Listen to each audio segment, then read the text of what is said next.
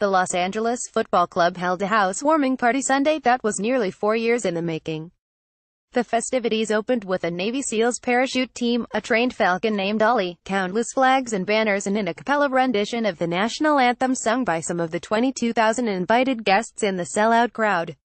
Advertisement, but the best part was saved for last, with Captain Laurent Ciman's knuckling free kick bouncing off the arms of goalkeeper Stephen Fry and into the net in stoppage time to give LAFC a 1-0 victory over the Seattle Sounders in the first home game in franchise history.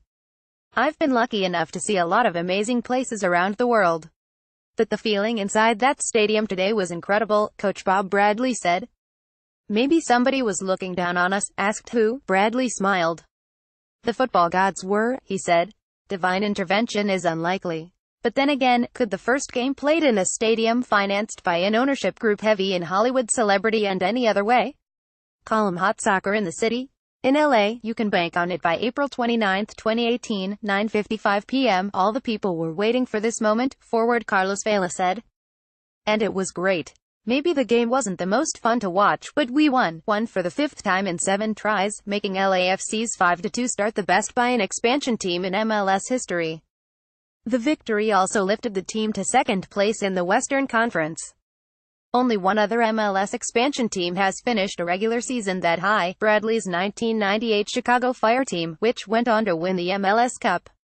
Yet, for most of Sunday night, the star attraction wasn't the team or the game, a tense, tactical affair with little flair and even less drama. Instead, it was the building in which the game was played. Bank of California Stadium, LAFC's $350 million mansion, is the most expensive soccer-specific venue in the U.S. And one MLS Commissioner Don Garber said has raised the bar for the rest of the league. "It's fantastic. It's really spectacular," Garber said. "It's just what the league needs. The water level keeps getting raised." When Garber took over MLS in 1999, the league had one soccer-specific venue. When Minnesota United completes construction on its stadium next year, 18 of the league's 23 teams will have one.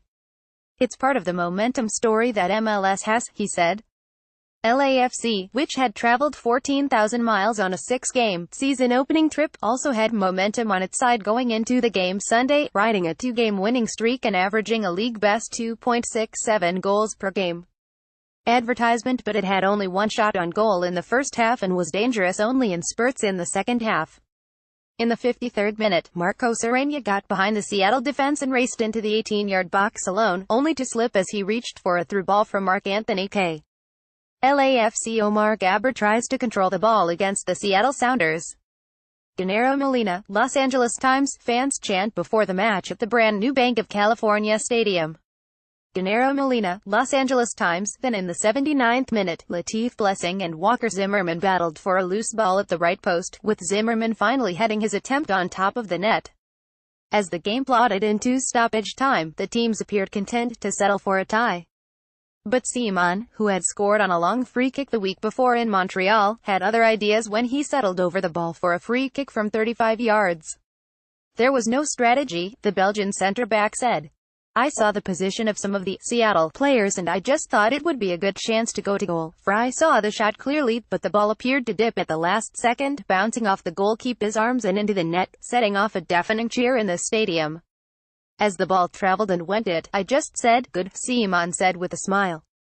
For Bradley, the shot turned what had been a good night into a great one. "Just walking out there at the beginning was awesome. The field was incredible," Bradley said. "But my favorite part was seeing the ball go in." Kevin.Baxter at LATimes.com. Follow Kevin Baxter on Twitter at KBaxter11.